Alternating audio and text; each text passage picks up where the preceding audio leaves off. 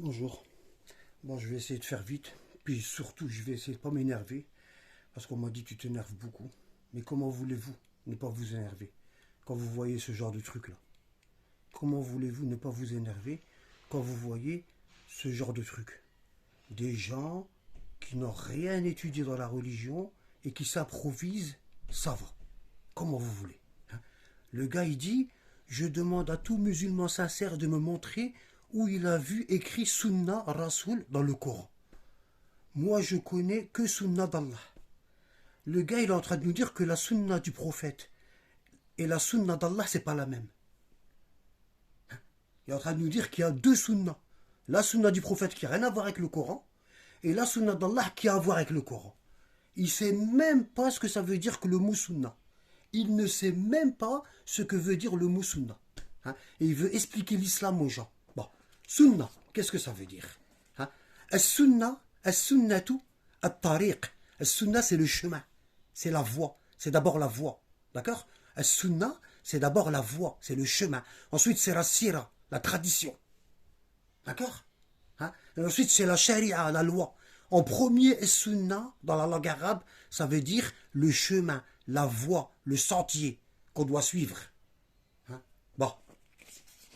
Alors, donc, la sunnah d'Allah, ça veut dire le chemin d'Allah, qui est égal au chemin du prophète Mohammed.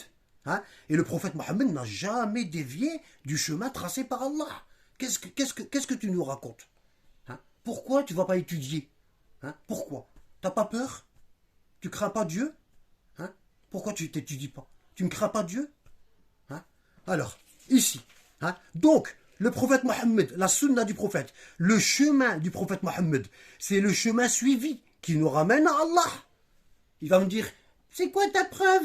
Ben, la preuve, c'est facile. Regardez, Allah, il dit au prophète Mohammed, hein, dis-leur, voici ma voie, voici mon chemin. J'appelle les gens à la religion d'Allah. Le prophète, il appelle à la sunna, au chemin d'Allah.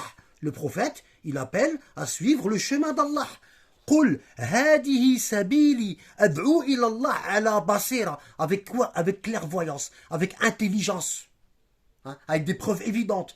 Et le gars, il vient nous expliquer le Coran sans aucune preuve évidente. Qu'est-ce que vous voulez qu'on fasse avec des gens comme ça? Comment voulez-vous qu'on ne s'énerve pas? Vous voyez le niveau? Est-ce que vous voyez le niveau, hein? Dis, hein, Allah et le prophète, dis-leur, voici ma voie, mon chemin à moi le prophète.